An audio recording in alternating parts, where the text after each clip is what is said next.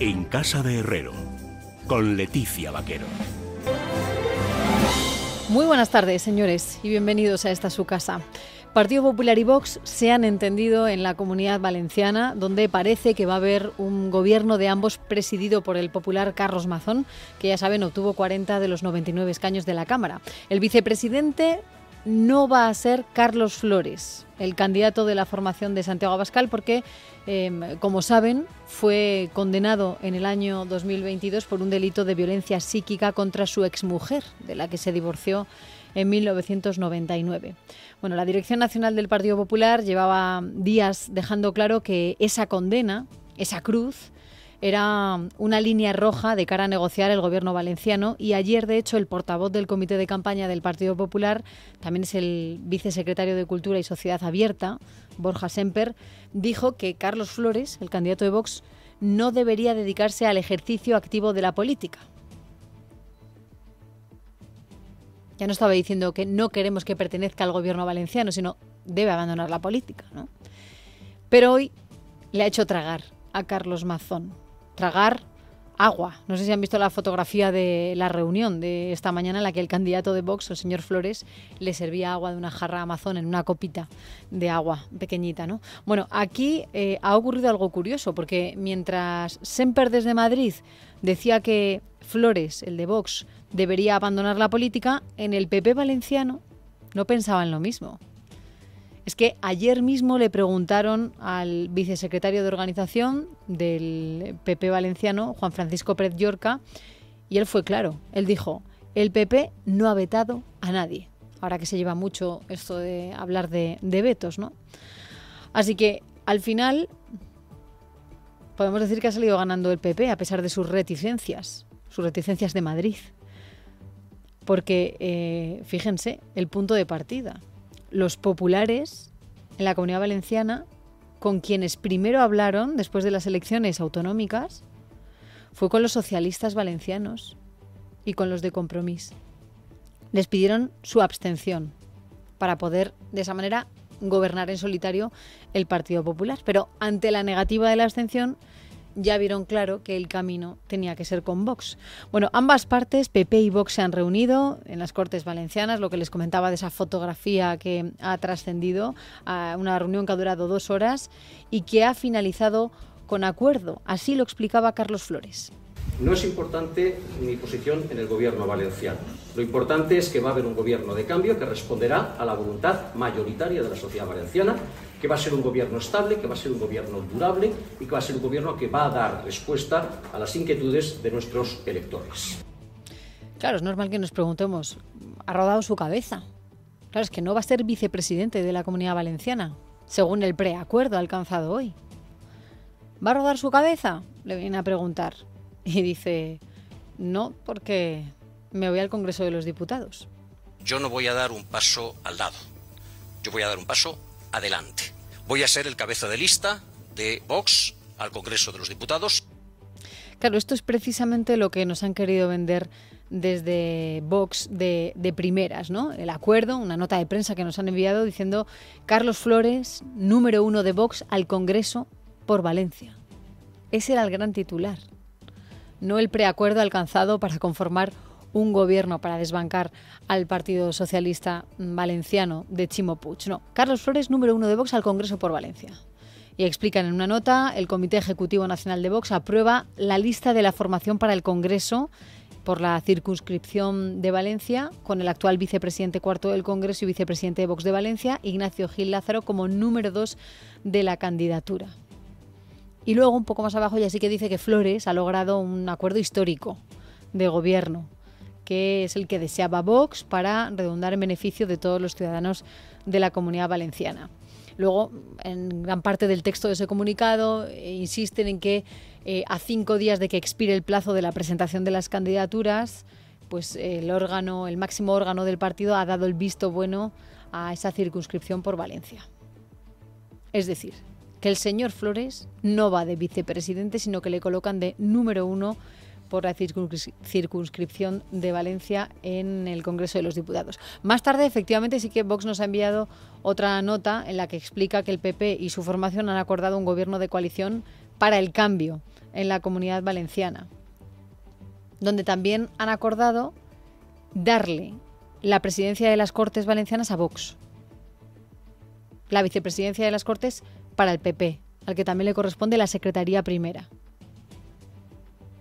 Pero en ningún momento se dice que el señor Carlos Flores, que es de lo que estábamos hablando en los últimos días, pues haya renunciado a ir de vicepresidente en la Comunidad Valenciana. En esa segunda nota, Vox, claro, esto tratan de ocultarlo y nos explican que el acuerdo de gobierno se basa en 5 ejes estratégicos que se han puesto de acuerdo, en 5 grandes puntos. En la libertad, dicen, para que todos podamos elegir, en el desarrollo económico, para reducir el gasto innecesario e impulsar la economía, en una sanidad y unos servicios sociales reforzados, en señas de identidad para recuperar y para defenderlas, y en apoyo a las familias, para fomentar la natalidad, la seguridad y la promoción de las familias. Y ya está. De tal manera que si nos tenemos que informar de lo que ha ocurrido por esas notas, nos enteraríamos de más bien poco, ¿no? Bueno, con este acuerdo, desde mi punto de vista, las dos partes ganan. Primero, porque le han arrebatado el gobierno valenciano a Chimo Puig. Segundo, porque aunque Vox no tenga la vicepresidencia y hayan renunciado a meter a Carlos Flores, sí que va a tener algunas consejerías que están por determinar, además de, como les decía, la presidencia de las Cortes. Tercero, el PP consigue evitar la presión social y mediática de estos últimos días por la presencia de Flores. Además, le da una mayor credibilidad a Alberto Núñez Feijóo, que es el que marcó esa exigencia, ¿no? Cuarto, en el caso de Vox, consigue no ceder del todo a la exigencia de retirar de la primera línea política a Flores, porque se lo lleva como cabeza de lista al Congreso, incluso por delante del presidente provincial de Valencia de Vox, de Ignacio Gil Lázaro, que, como les he dicho, iba de número 2, de repente va en el 2. Y quinta conclusión, bueno, consiguen en Vox también responsabilidades en un gobierno autonómico nuevo, como es en la Comunidad Valenciana, que era uno de sus objetivos. Bueno, ¿y cómo están los ánimos en Vox? Porque, claro, esto puede ser el análisis que podamos hacer cualquiera de nosotros, ¿no? Pero ¿qué es lo que opinan ellos? ¿Tendrán la sensación de que han ganado o de que han perdido? Pues no lo sabemos.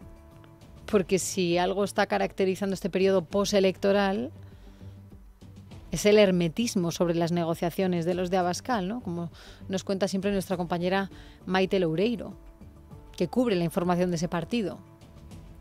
Es que no cuentan absolutamente nada porque no quieren dinamitar esos posibles acuerdos o preacuerdos, insistimos, que es lo que ha ocurrido hoy en la Comunidad Valenciana.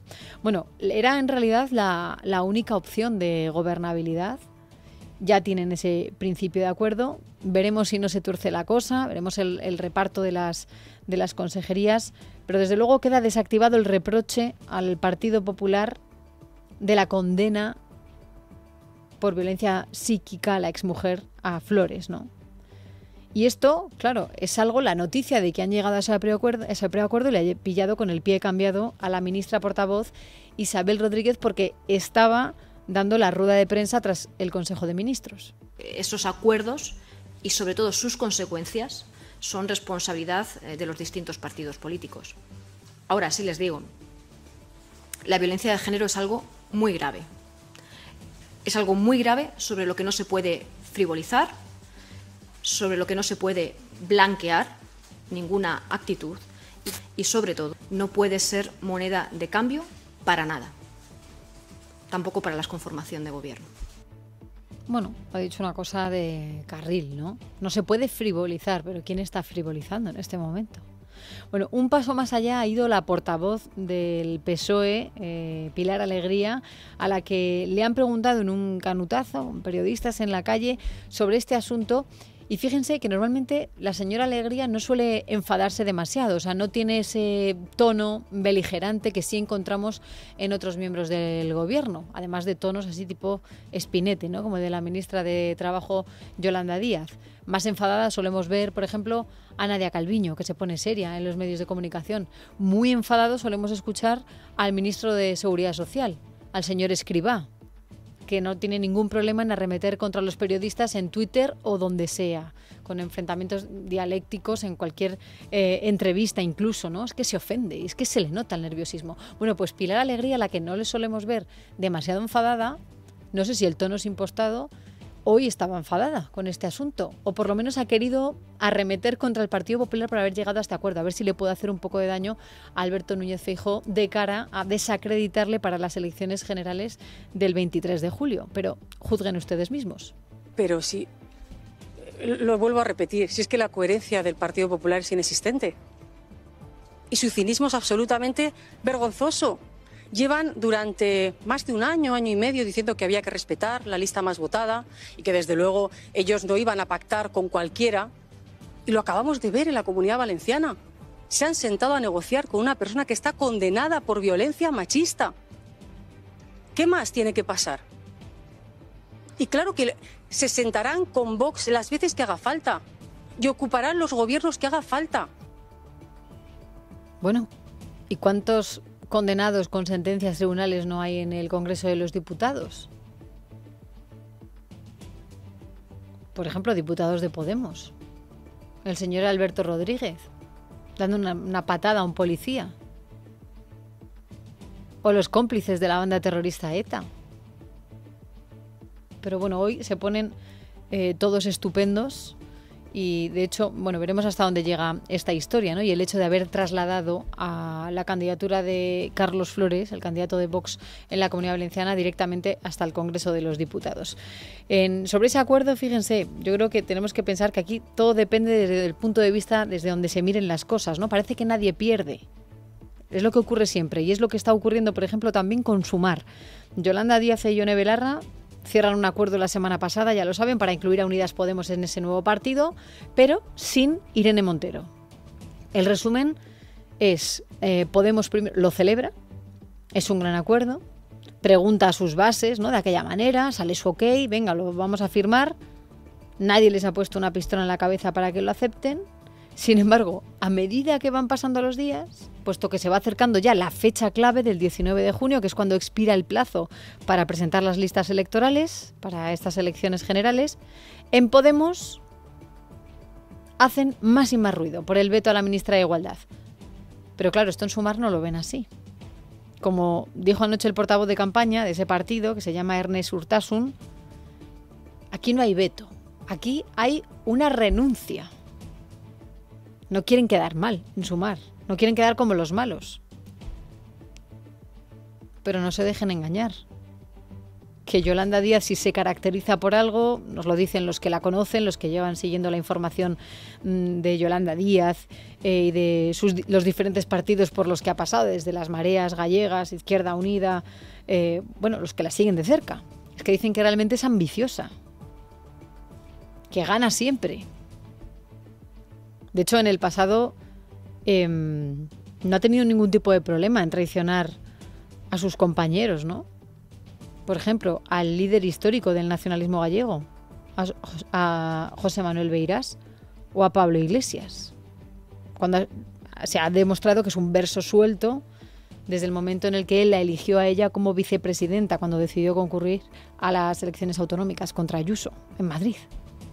Bueno, Echenique e Iglesias no hacen más que alzar la voz para enmarañar ese proceso de creación de Sumar, para ensuciar la imagen de Díaz. Pero Ernest Urtasun, el portavoz de Sumar, no solo tira balones fuera al decir que Montero ha renunciado y que ellos no la están vetando, sino que al final enseña la patita y muestra un lado con un punto de sadismo. Esto es lo que dijo anoche en Televisión Española. Obviamente, pues ha tenido que haber renuncias porque ningún acuerdo es perfecto. Los mejores acuerdos siempre son aquellos que generan de alguna manera insatisfacciones, esto es inevitable, pero creo que a partir de ahora con este acuerdo salimos a ganar en las mejores condiciones. Vamos, que sale a decirle a Podemos, venga, que no pasa nada, que hoy os va mal, pero que más adelante ya veremos, ¿no? Dice, los mejores acuerdos son los que generan de alguna manera insatisfacción, le está diciendo a Unidas Podemos, ¿no? Pero, ¿habría alguna posibilidad de que acabara entrando en las listas Irene Montero? Le preguntan. Y dice, no.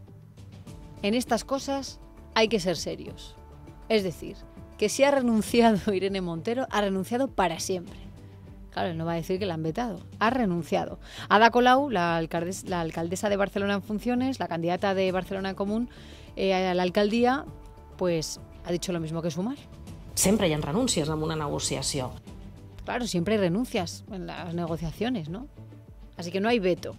En esa línea además ha confiado Colau en que va a haber una unidad en el grupo y ha recordado que la secretaria general de Podemos, Ione Belarra, también la secretaria de organización del partido, Lilith Bestringe, han ratificado el acuerdo tal y como está, dice Colau. Y tiene razón, que eso es lo más sorprendente de todo, ¿no? Primero firman y luego se quejan. O sea, tratan de sorber y soplar al mismo tiempo. Esa es la credibilidad de Ione Belarra, ¿no? Con una mano acepta el veto de excluir a su compañera Irene Montero y por la otra firma el pacto. Y se asegura el seguir viviendo de la política, ¿no? Que luego en la calle hace mucho frío, ¿no? Es una incoherencia muy grande y que creo que teníamos que destacar. Pero se nota que entre los partidarios de la ministra de Trabajo, Yolanda Díaz, ya empiezan a estar cansados de que en Podemos estén tratando de ensuciar su imagen, de boicotearles, ¿no? Esto ha dicho la portavoz de Más Madrid en la Asamblea hoy, Mónica García. Bueno, yo creo que es una polémica zanjada y yo creo que aquí venimos a hablar de Madrid y Sumar ya está hablando del proyecto que quiere presentarle a los españoles y las españolas, que es lo que importa. Está zanjado. Dejemos de hablar del asunto, eso es lo que quieren Sumar. Hablar de proyecto y hablar de las listas, porque es que quedan 5 días para que termine el plazo. Dejemos de hablar de esa persona de la lista, ¿no? Es decir, que estamos ante una pelea de gatas, que a lo mejor suena un poco machista entre las ministras de Unidas Podemos, pero es lo que parece, y no porque sean mujeres. Fíjense, en la elaboración de las listas de Sumar, ahora también hay otra persona que se ha quejado, otro de los firmantes. Insisto, primero firman y luego se quejan, ¿no? Es el coordinador de Alianza Verde, el diputado Juancho López de Uralde. Es fundamental que el ecologismo político esté presente en primera línea. Si eso no ocurre, pues, en fin, será un paso atrás. Pero bueno, no es un problema de personas. Sería grave que no hubiera nadie representando, digamos, este perfil. Claro. López de Uralde se queja de que no hay ninguna candidatura de su partido, a lo que él representaba de Alianza Verde, en las listas de salida, ¿no? En Sumar. Con la que está cayendo con el cambio climático, ¿no? Es lo que viene a decir, ¿no? Tenemos que estar ahí. Claro, aquí está la pelea, ¿no? Y como les decía antes, aquí hay que escuchar a todos los actores de la misma historia para ver las versiones, porque cambian mucho. Es como lo que ocurre en materia económica. El gobierno quiere hacer gala de que la economía española va como una moto. Este podría ser el lema chistoso de la campaña de las elecciones generales del PSOE, porque Sánchez ya lo ha utilizado 2 veces en la última semana. No el de Nadia o nadie, para decir tenemos a Nadia Calviño y vosotros no tenéis a nadie al frente de la economía. No, es mejor este otro lema, el de vamos como una moto. Es mejor decir, por cierto, valga el chascarrillo, que va como una moto a como un pepino, porque viendo los precios de la cesta de la compra, a lo mejor se te viene en contra, 12% pagamos más caros los alimentos este año respecto al año pasado, que ya estaban caros de por sí. Bueno, dice que la economía española está experimentando un fuerte crecimiento, el mayor de la Unión Europea, que la inflación es de las más bajas, que si los fondos europeos, que el empleo es el motor del crecimiento. Pues todo esto hay que marcarlo en la pura propaganda. No solo del presidente, también de la vicepresidenta, que es la que nos acostumbra estamos acostumbrados a escucharla como suelta esos speeches idénticos semana tras semana. Pero se ve que entre los socialistas gusta. Me refiero al staff del PSOE, porque Nadia Calviño, aún no yendo en las listas por ese partido, no perteneciendo al PSOE, aún marcando un supuesto perfil propio que está más asociado al trabajo técnico en Europa, ¿no? Intentando mantener esa distancia, que es lo que ha hecho en estos últimos años respecto al gobierno y al Partido Socialista. Ahora resulta que ahora es el punto fuerte de la estrategia de la campaña del PSOE. De hecho, ayer lo vimos, que hizo las veces de portavoz de ese partido en Ferraz. Y lo hizo además tras una reunión en la que, iban a hablar de cómo perfilar esa campaña de cara a las elecciones generales de julio. Es decir, que ni siquiera era una quedada, una reunión con el staff, con la directiva del Partido Socialista para hablar solo de economía. No. ¿Y qué hacía la ministra de Economía ahí entonces? ¿por qué quiso hacer el anuncio sobre el IVA de los alimentos? Esto de que lo van a seguir prorrogando. La bajada del IVA de algunos alimentos. Que lo va a alargar hasta finales de año. ¿Por qué será? ¿No habrá unas elecciones, quizá? Claro, es que si quitan el IVA, peor para ellos, ¿no? Para sus votos. Bueno, lo que quiere el Partido Socialista es recuperar el debate económico para hacer frente a Alberto Núñez Feijóo. Lo ha pedido el Gobierno, lo han pedido los sindicatos, quieren el debate económico televisivo, uno de esos 6, uno semanal de los que han pedido, ¿no? Los sindicatos salen en auxilio del Gobierno en cuanto pueden. O sea, la semana pasada exigió ese debate mediático Unai Sordo, el secretario general de Comisiones Obreras, en rueda de prensa, porque decía que los españoles se merecían conocer antes de votar en las urnas si el PP, en caso de ganar las elecciones, va a mantener las reformas acometidas por el Ejecutivo en materia laboral, por la reforma laboral, qué va a pasar con el salario mínimo interprofesional, con la subida de las pensiones, por ejemplo. Así que Unai Sordo salió corriendo a decir: queremos un debate económico entre el PP y el PSOE. Bueno, pues ayer eso también lo reclamó Nadia Calviño. Y de momento ya les digo que no hay debates a la vista, ni entre candidatos de todos los colores, ni entre los dos presidenciables, como dijo Sánchez, el cara a cara ese Sánchez-Feijóo, ni debates temáticos, económicos, nada. Y de hecho, tras el Consejo de Ministros, la ministra portavoz Isabel Rodríguez ha querido meter presión. Entendemos que en democracia debatir siempre es positivo, hablar de ideas, de proyectos, de lo que cada formación política quiere para el futuro y el destino de España siempre es un valor positivo. Creo que es muy importante para contribuir al avance democrático en España que se produzcan esos debates y, como saben ustedes, el presidente del Gobierno ya ha mostrado su absoluta disposición a debatir atendiendo un interés social y, desde luego, también el de ustedes, un interés informativo. Claro, habla de la disposición del presidente. Bueno, a disposición no, es que ha salido de ustedes el proponer que cada semana en los medios hablemos de ustedes. Y es curioso porque ya hoy a primera hora de la mañana el PSOE ha denunciado que es que no puede contactar con el Partido Popular, que ellos les quieren proponer debates pero que no cogen el teléfono.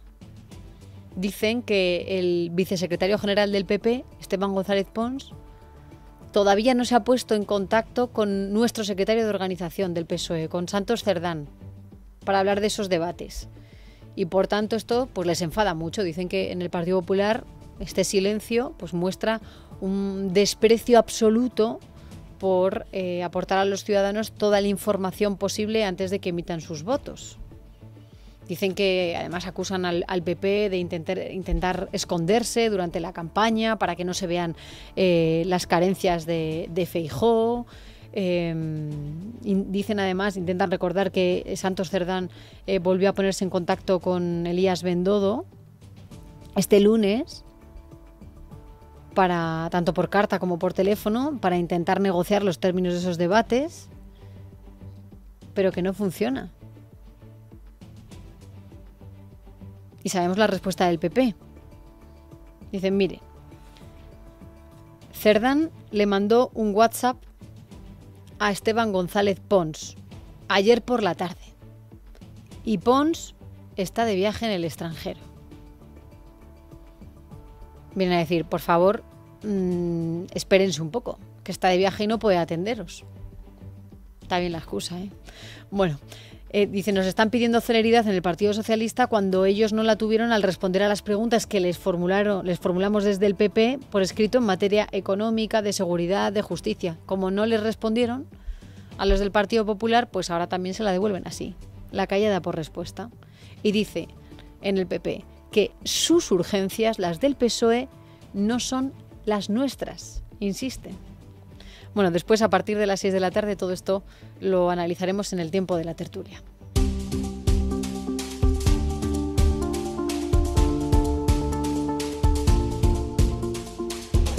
Y Y así llegamos hasta las 4:25, las 3:25 en las Islas Canarias. Les contamos ahora otras noticias importantes de esta jornada. Esther Nieto, ¿qué tal? Buenas tardes. Buenas tardes, Leticia. La inflación moderó su crecimiento el pasado mes de mayo hasta el 3,2% según datos del INE. Esa moderación se debe principalmente a la caída de precio que experimentaron los carburantes. En el caso de la inflación subyacente, esta se mantuvo por encima del 6%. También el precio de los alimentos sigue presionando a las economías domésticas. Aunque el coste de la cesta de la compra bajó 9 décimas, sigue disparado con un 12%. Aún así, el ministro de Seguridad Social, José Luis Escrivá, sacaba pecho del dato conocido hoy. Pues el IPC es un dato muy bueno, porque aquí claramente ante una perturbación común, como es la que se ha sometido a todas las economías europeas, de subida de los precios de la energía y de los precios de los alimentos, la relatividad de unos países con otros es la clave, y España pues está teniendo un desempeño crecientemente destacado, probablemente porque se hicieron cosas antes y se hicieron bien. El Consejo de Ministros ha aprobado la reforma de la tarifa regulada de la luz que entrará en vigor el 1 de enero de 2024. El objetivo, según el Gobierno, es reducir la volatilidad que se ha registrado en episodios como los vividos el año pasado. Isabel Rodríguez es la portavoz del Gobierno. Los consumidores no tendrán que hacer nada. Seguirán recibiendo sus facturas como hasta ahora, pero estas resultarán más estables y estarán menos expuestas a los periodos de volatilidad como los que hemos atravesado, les decía, en los últimos meses. El Real Decreto modifica la metodología de cálculo de la tarifa, aunque no está garantizado que el precio baje, ya que el coste de la factura seguirá dependiendo del mercado mayorista. Y también ha dado hoy luz verde el Gobierno al nombramiento de Dolores Delgado como fiscal de Sala de Memoria Democrática y Derechos Humanos. Todo ello a pesar de la incompatibilidad por la actividad de su pareja, Baltasar Garzón, y con la mayoría del Consejo Fiscal en contra. Según ha explicado en Es Noticia la presidenta de la Asociación de Fiscales, Cristina de Seus, no descartaba recurso contra esta decisión. Bueno, que se valore la ocasión de interponer ese recurso, bien por la Asociación de Fiscales, bien por alguno de los peticionarios que han acudido a esa convocatoria y que no han sido valorados adecuadamente para el acceso a esa plaza. Y a solo 4 días de la constitución de los ayuntamientos, la todavía alcaldesa de Barcelona, Ada Colau, ha lanzado este martes una propuesta para repartirse la alcaldía a 3 bandas, con PSC y Esquerra. De momento, esta oferta ha sido rechazada por socialistas y republicanos. Esmeralda Ruiz. Alcaldía rotatoria, un tripartito, pero por turnos. 1 año para Esquerra, año y medio para Colau y año y medio final para Collboni, aunque el PSC ha conseguido más votos que la todavía alcaldesa. Así lo ha justificado en una entrevista en Radio 4. Aquí es donde yo planteaba lo de las fórmulas imaginativas. Aquí es donde yo planteo lo de las fórmulas imaginativas, que básicamente pasa por compartir la alcaldía. Hacerlo es un incentivo suficiente porque todo el mundo tiene su momento para imprimir su línea y además es una manera de corresponsabilizarnos todos. Es decir, las 3 formaciones tienen su momento donde ocupan la alcaldía, un momento de liderazgo y de más visibilidad, y además se están corresponsabilizando de todo el mandato. De tot el mandat. Y aunque ella ha dicho que ve tanto a Esquerra como el PSC receptivos con la propuesta, resulta que ambos han dicho después desconocer este plan. El PSC ya lo ha rechazado públicamente, es lo que Esquerra ya planteó hace 4 años a la propia Colau, pero a lo que ella se negó, de modo que podemos intuir también la posición de los independentistas. También se ha pronunciado Trías, dice que ve a Colau desesperada. Este lunes ha arrancado la nueva legislatura, la 13ª en la Comunidad de Madrid.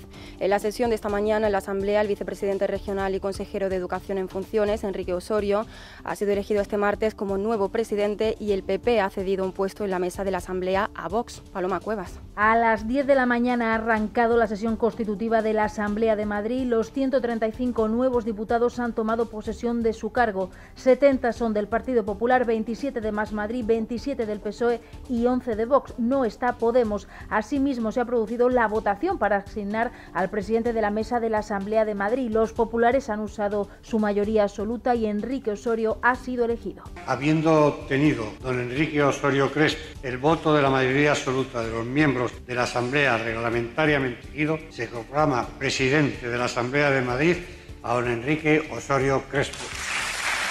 Tras 40 años en la administración pública, el hasta ahora vicepresidente madrileño abandona el Ejecutivo y asume la presidencia de la Asamblea de Madrid. Ya la semana que viene, previsiblemente el 20 y 21 de junio, será el debate de investidura y el 23 la toma de posesión de Isabel Díaz Ayuso como presidenta de la Comunidad de Madrid. Un edificio de 5 plantas y 21 viviendas se ha derrumbado en la calle San Francisco de la capital turolense, aunque no se han producido daños personales debido a que los vecinos de ese inmueble y otros colindantes habían sido evacuados anteriormente. Todavía se están investigando las causas concretas del derrumbe, aunque todo apunta a que está relacionado con las fuertes lluvias de estos días. Y tenemos que hablarles también de la alerta que vive Reino Unido. La policía de la ciudad británica de Nottingham, en el centro de Inglaterra, ha detenido a un hombre de 31 años como sospechoso de la muerte de 3 personas. Por el momento no ha trascendido la motivación del presunto atacante. Verónica Jorro. Después de que agentes de policía hallaran esta noche 2 personas muertas en la calle, poco después, a las 4 de la madrugada, la policía atendió otro incidente en el que una furgoneta había atropellado a otras 3 personas que se encuentran ingresadas en el hospital y después ha localizado un tercer cadáver en otra calle. Según la comisaria de Nottingham, los 3 casos estarían relacionados y la investigación se encuentra en su primera etapa. Por el momento, las autoridades no hablan de atentado terrorista, sino de incidente horrible. En casa de Herrero es radio.